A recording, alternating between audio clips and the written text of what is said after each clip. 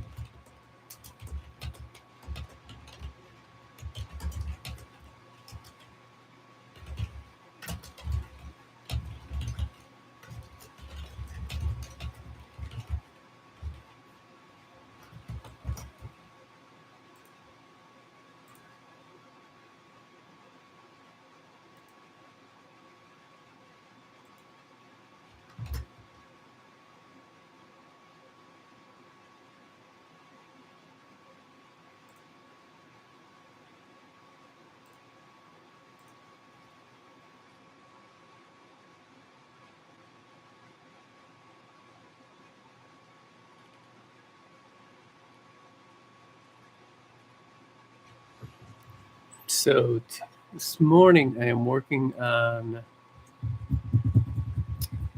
a book that I have, having written a word, I've made a cover for Skullface Boy, Cannibal Creator, and 3 Smile Mile.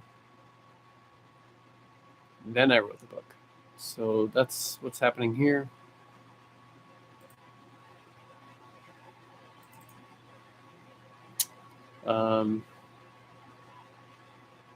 Yeah, but it's a wacky book. I've shown the cover to a couple friends. They laughed. Rightly so. It's funny. If you hear like a noise, that's my space heater keeping me warm on this cold morning in Southwest Michigan.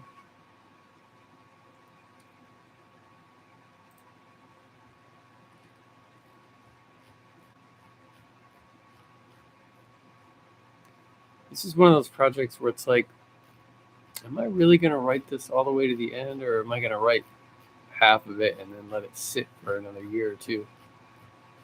It's hard to tell sometimes. My mind works different, I guess. I mean, I guess all of our minds work different, right? No one's the same.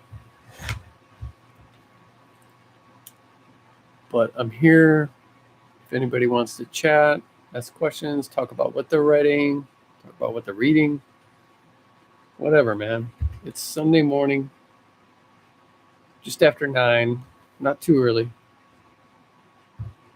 Early enough that probably no one will show, and that's okay.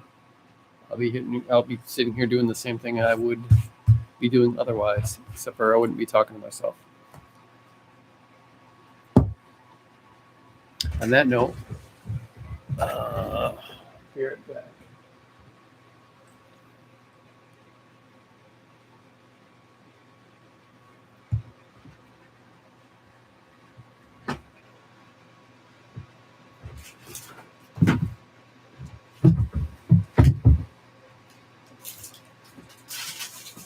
I've got to grab something.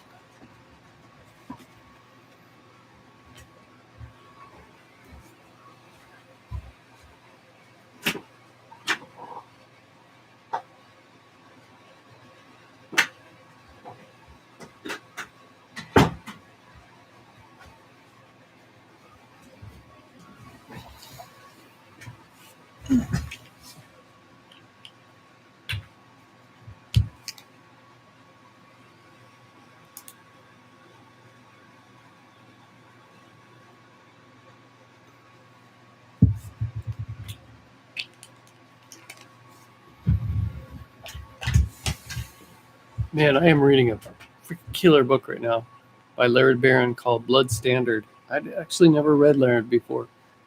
My buddy John Bowden sent me one of his books maybe a year ago or so, and I hadn't gotten around to it.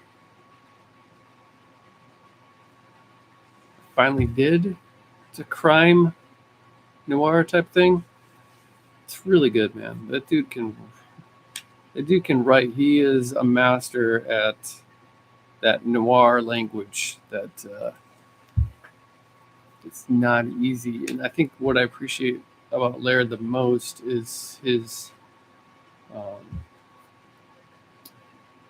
I'm big on trusting the reader, big on that. And that's how I try to write. And it's the books that I love the most are the ones that really trust the reader. And Laird does that very, very well. So he's a good writer. Very good.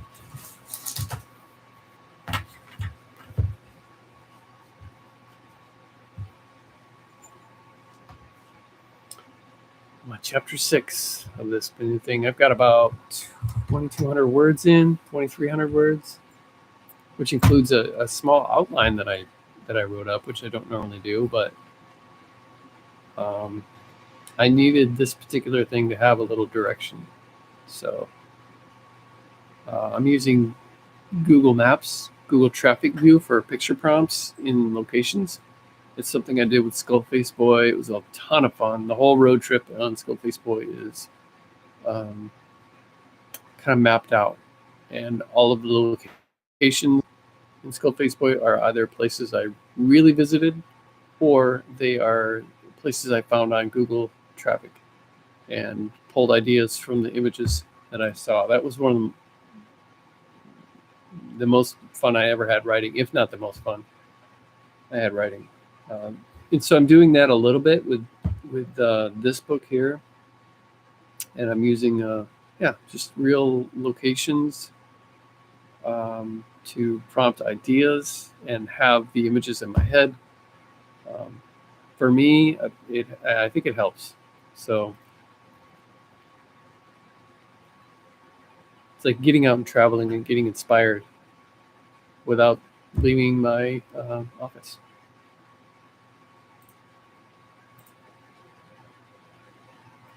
I dig that.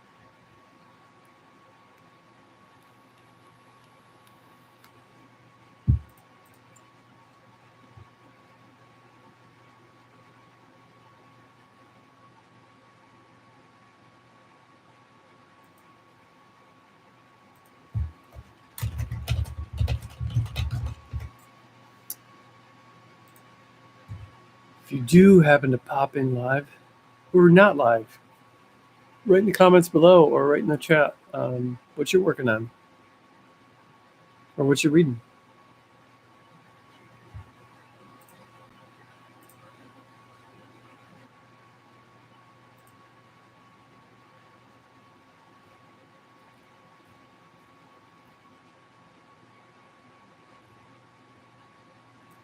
Okay.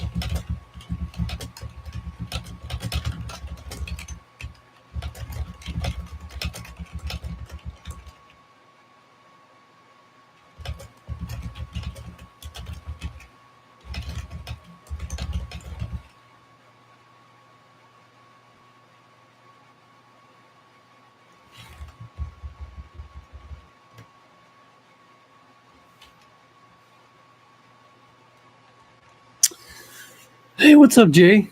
Thanks for popping in. I am working on a book that I haven't released the name of. It's a wild and crazy book. That it's like a alternate history. Yeah, I want to say more about it, but I can't. It's a crime thing, but it has lots of humor. It's not the Neon Owl.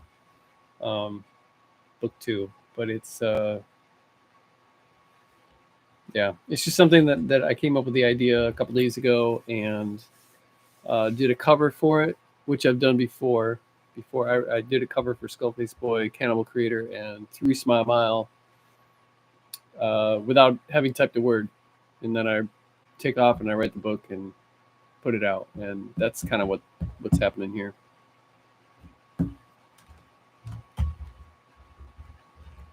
So far, it's turning out good, so we'll see.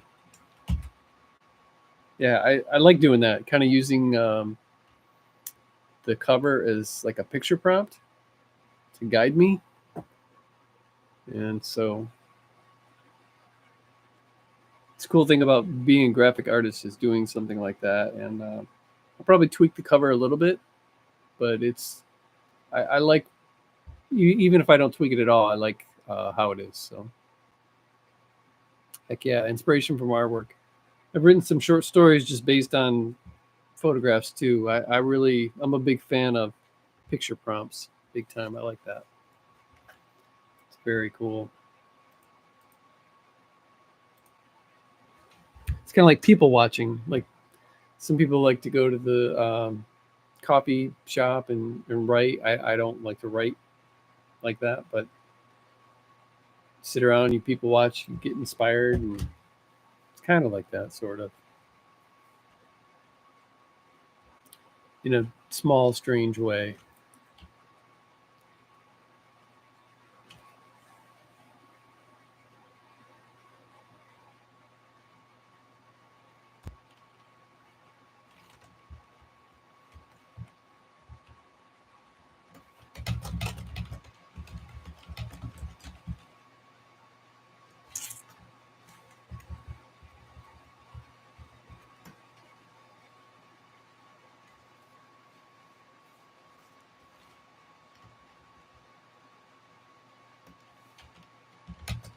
Appreciate that, Jay, very much. Thank you.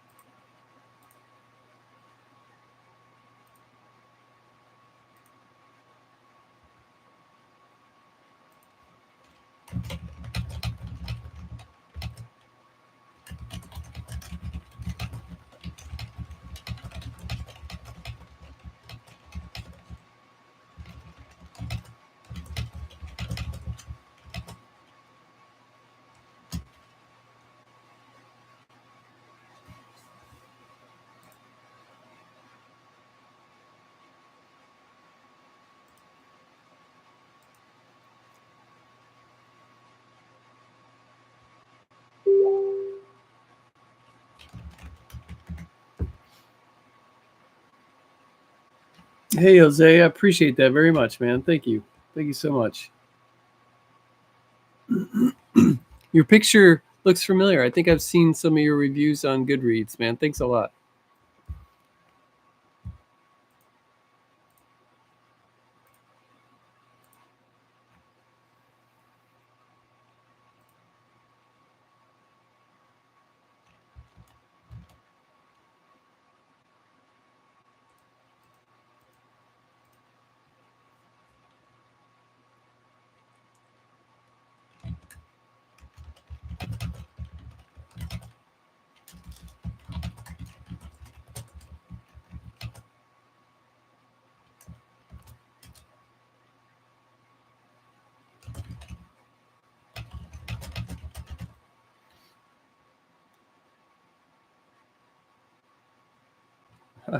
Thanks, man. I appreciate that. Those reviews really help a lot, and I'm glad you're enjoying the books. That means a lot.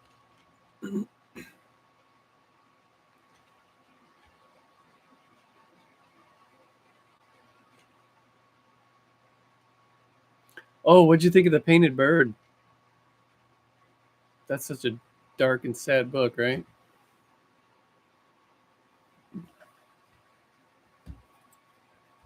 I've seen a lot of people read that after reading Skullface Boy and what's the other one? Temple of Gold. After reading of Foster Homes and Flies. Yeah, The Painted Bird. It's crazy, crazy sad book.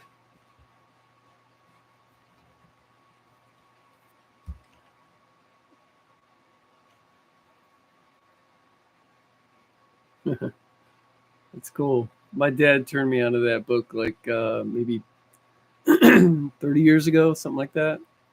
It stuck with me. I'm due for a reread though. I believe they made a movie out of it.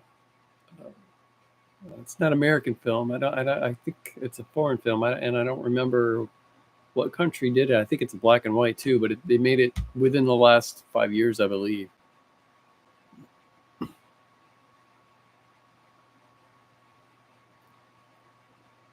Awesome.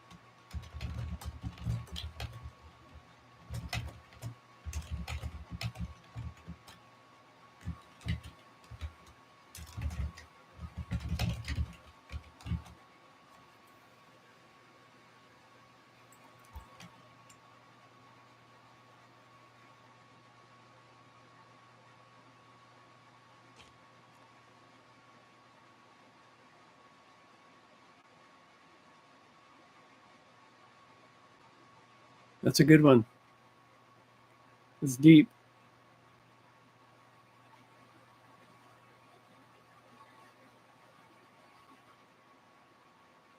Yeah.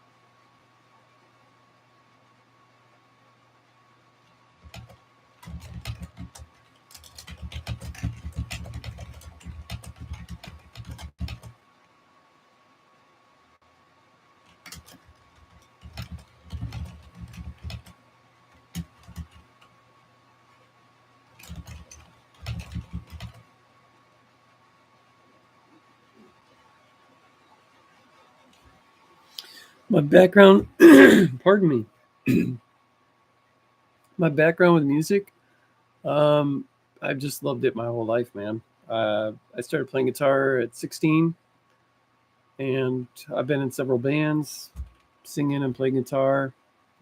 Um, yeah, I'm just into all kinds of music. Fairly diverse. I don't really like hip hop very much or country music, um, or too much modern pop. But yeah, that's my first passion. If I could trade making money with music over writing, I would do that in a second. Yeah, it's fairly new. Jeez, yeah, the guitar is fairly new. I bought it like maybe 3 or 4 months ago, I guess. I've got a handful of guitars, but I'm not in a band anymore. So when I do get in guitar, I don't spend a lot. I think I only paid like $400 for that one. It plays nice though. I like it. It stays in tune.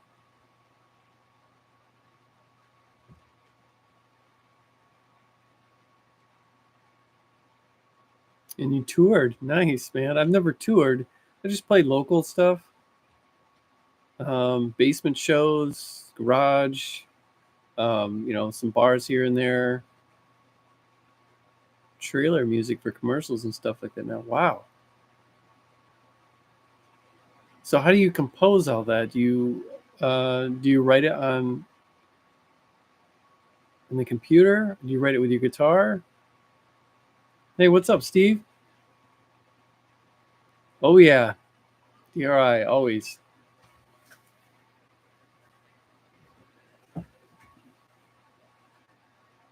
Huge DRI fan since I was about, I don't know, in my a teenager, I guess.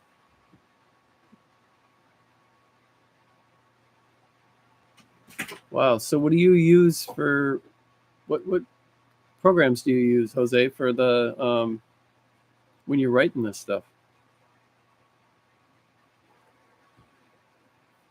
New Brett Easton Ellis drops on Tuesday. I might have to check that out. I haven't read American Psycho. I've only read, I think it was a book that you told me to read, Steve. I can't remember if it was you or not. Now I can't remember the name of the book. It was like a bunch of jumbled short stories. It took place in California, lots of drugs. I can't remember. If you said it, I'd be able to remember. I think those are the only two books of his I own. Informers, that might be it. I can't remember. Let me look at my Goodreads page and see if that is it.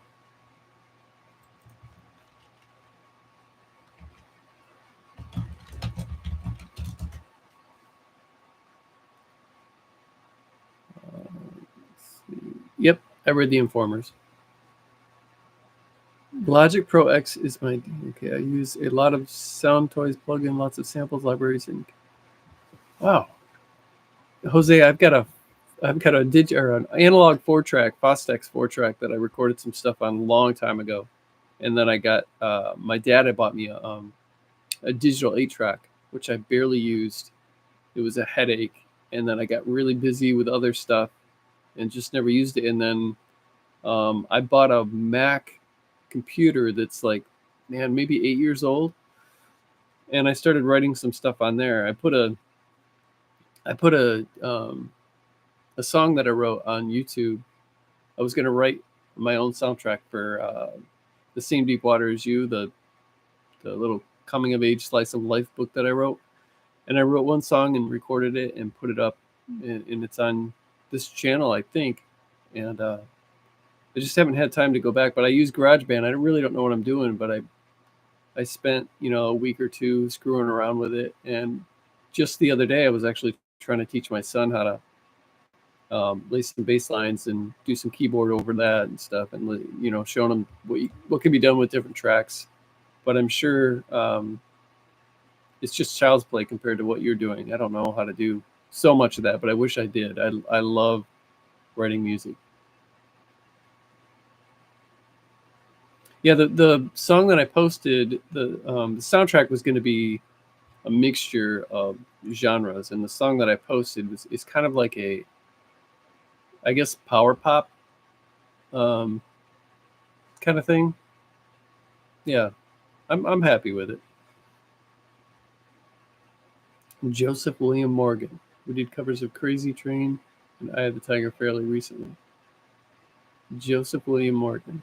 Okay, I am going to check that out. I will type it on here so I don't forget to check it out later.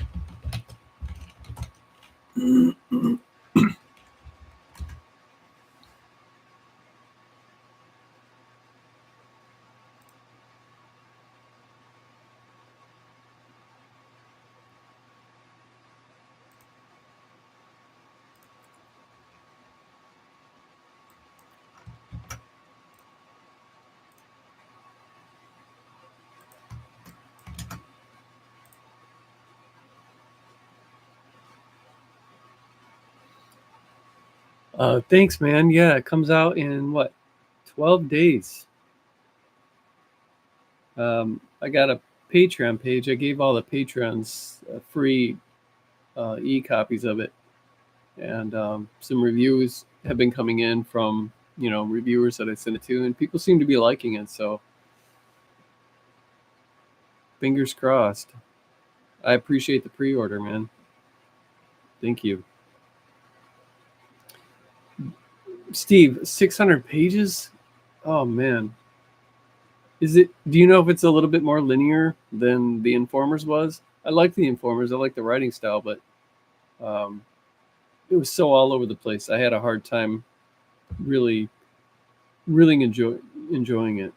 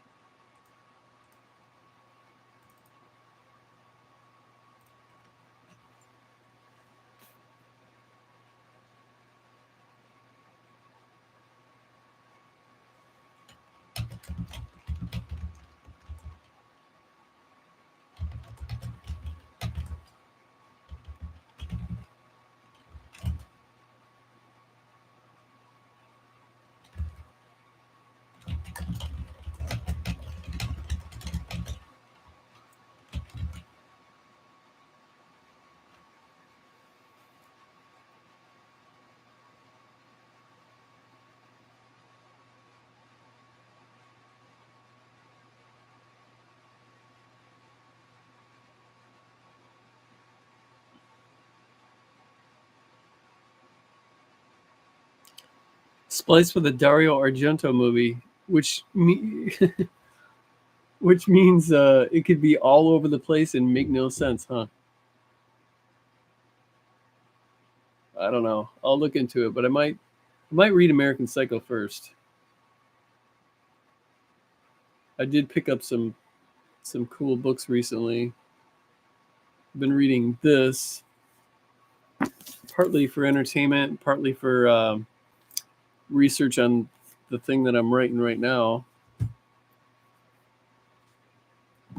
and just started my first Laird Barron book, which is really, really good. I'm enjoying that quite a bit.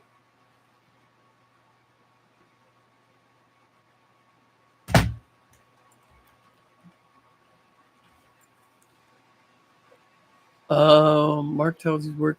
He's an indie horror writer I found early last year. Really great stuff. I don't think that I have read any of Mark's work before.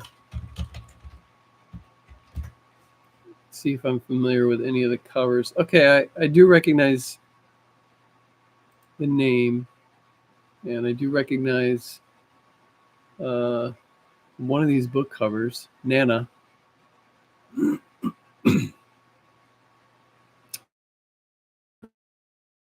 Constant, similar to the kind of stuff that I write, but better. I'm always in the search for something like that, so maybe I'll have to check that out. Yeah, yeah, Nana is the one that I recognize.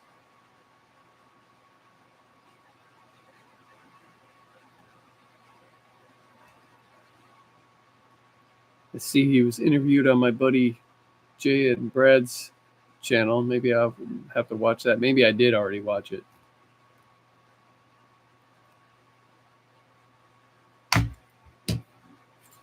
Yeah, Laird Barron, he's a great writer, man. This, if you like noir stuff, this has that kind of language. It's done really, really well.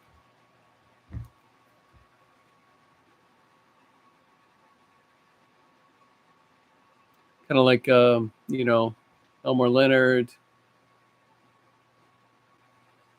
but better. Dare I say better? Easier to understand. Not as dated. I think the only Leonard book I read was Glitz. I read that last year, and while it was good, I couldn't help but feel a little alienated by some of the language, and I don't know if that was just because I wasn't used to that kind of thing, or if it was a little dated. I don't know.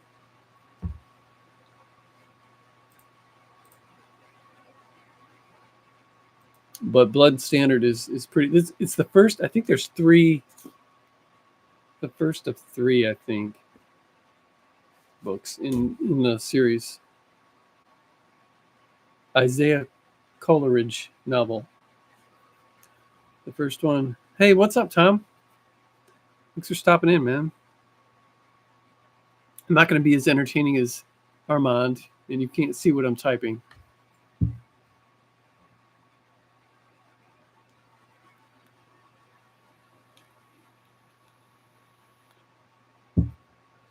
Never read American Ghoul by Walt Morton. See, when somebody recommends me a book like that, I usually go to Amazon and I take a peek at the look inside feature so I can see their prose, and if it draws me in right away and I like the prose, then I'll add it to like a list to grab later. American Ghoul.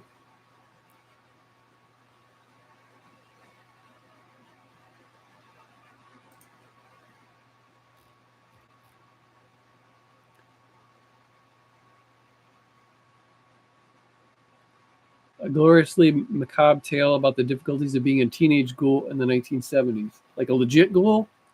Like this is a horror? Like a strange horror thing? Or but teenagers in 1970s? Difficulties? Macabre? Sounds good.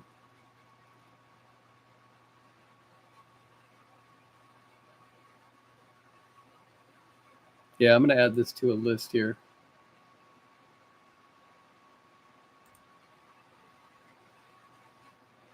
Or I could read it for free on Kindle Unlimited. But man, dude, I'm like reading Helter Skelter, the Laird Barron book, as well as Ex Boogeyman by Christopher Triano, which is pretty fun. And then what else am I reading? A New York Times bestseller called Legends and Lattes.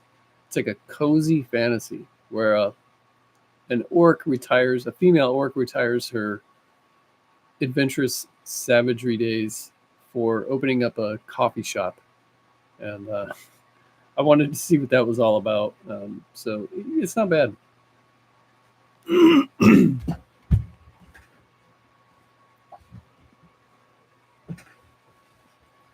think I'm about halfway done with it, but I gotta finish at least one or two of these books before I crack and open another one, or else I'll just get stressed out.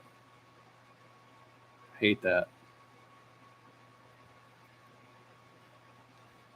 I'm like a mood reader, I think is what they call it, where I get in the mood for something else at the time. It's not because I don't think the current book I'm reading, ADD reading or something.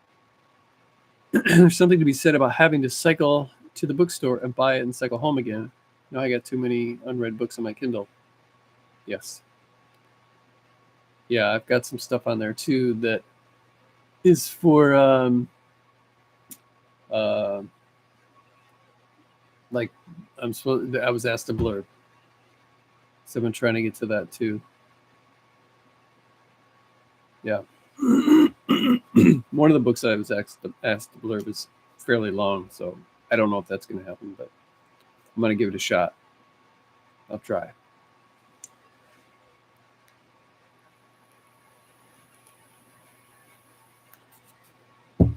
Hey, Steve, did you come up with any alternative? Hey, Steve, did you come up with any alternative ideas for the cover of your book?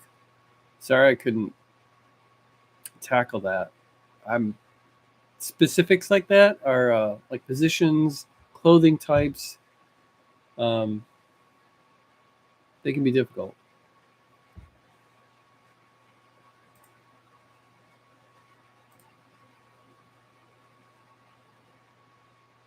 I'd like to be talented enough to just say, "Oh, I could do anything that you want in this world exactly how you want it." But I'm just not. I just I think I do pretty good covers, but I'm not. I'm not that good.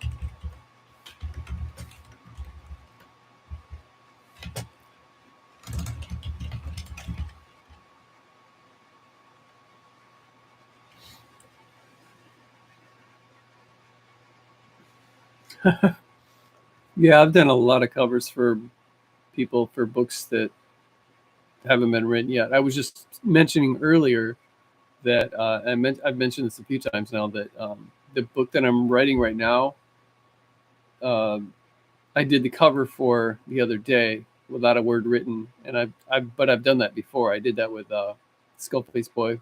I had that cover done for months before I started the book, and then I did the same with Cannibal Creator and 3 Smile Mile, the new one coming out on the 27th, which is now up for pre-order for only 99 cents. The pre-order will go up to $2.99 for the Kindle on the 27th, and the paperback will be available around the 26th, 27th. But yeah, I like doing that. Being an artist, I like to draw inspiration from the cover that I create. Not always. Sometimes I don't have an idea in mind, um, and then sometimes I write an entire book uh, surrounding the cover. Hey man, thanks for pre-ordering that. I hope you enjoy it. I like it quite a bit. Early reviews, they seem to be digging it, so that makes me happy.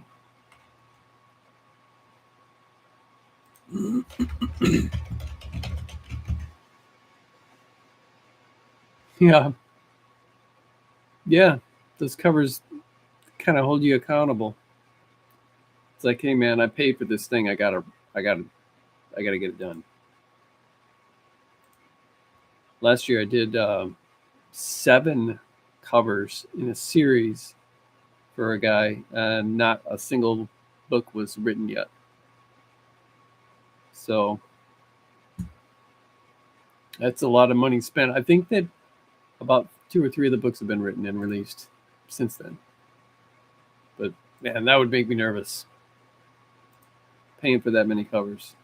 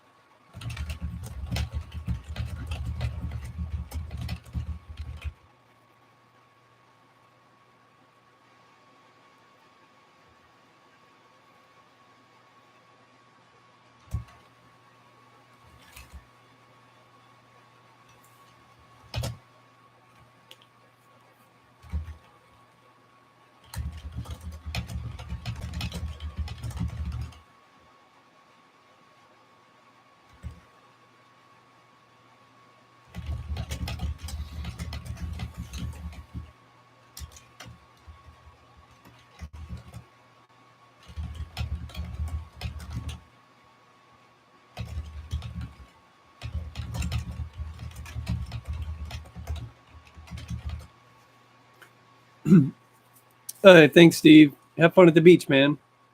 You going swimming or reading or gazing?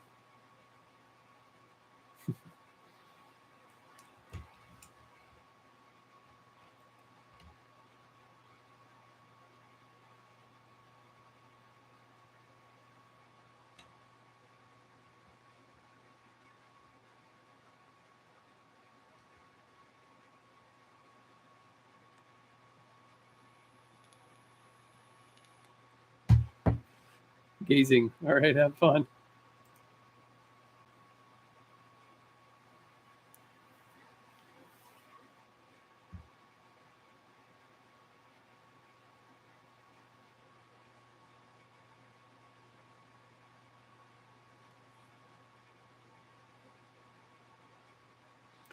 Yeah, Jose, you know what? It is. That is the same Sam that's in Of Foster Homes and Flies and in Stirring the Sheets. Nobody, for some reason, maybe it's because they aren't reading them as close together as you are, but nobody catches that. Yeah, I think it's on. I don't know if it's a bathroom wall. I think it's on the back of a store, a Wicks and Sticks candle store, where Levi goes and takes a piss, tries to take a piss, and gets busted for it, and says Sam is here. So Sam was here. Yeah, that's her.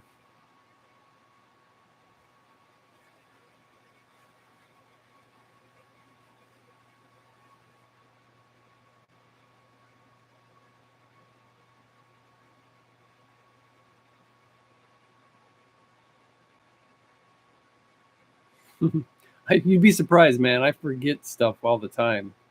Uh, you know, little details like that. It's you'd think I would remember after writing it and then reading it over and over and over again. Um, you know, getting to a final draft, but I can forget. I did, however, just recently read that book again because I normally don't do that, but I had to follow along with because it was being turned into audiobook, and when I was checking out, making sure everything was all right, I had to listen to the book while I followed along. So I remember a lot of that book right now.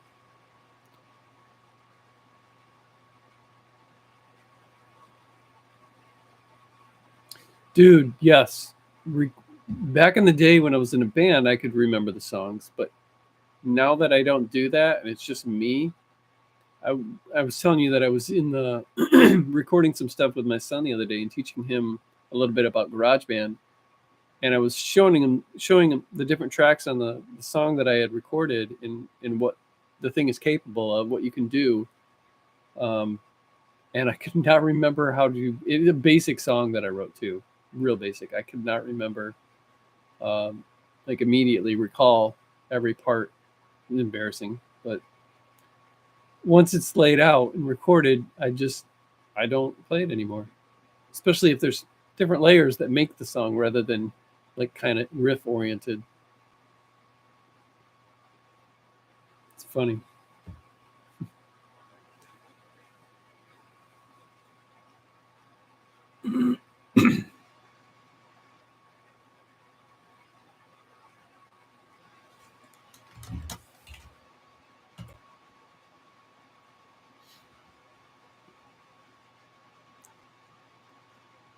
Right.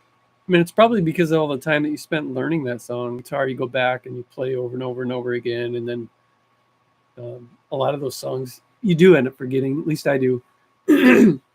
um, like I was telling my son who's learning, getting better at bass. I said you should write all of these riffs that you're learning because at some point there's going to be so many you're going to forget that you even learned one. And 2 years is going to go by and you're going to be like, oh yeah, man, I remember I used to be able to play that Cure song and now I can't remember how it goes. And so I would write mine down and then just kind of go through it as I'm practicing throughout the day. And then, um, but so that, yeah, I remember a lot of that stuff. Not all of it, but a lot of it.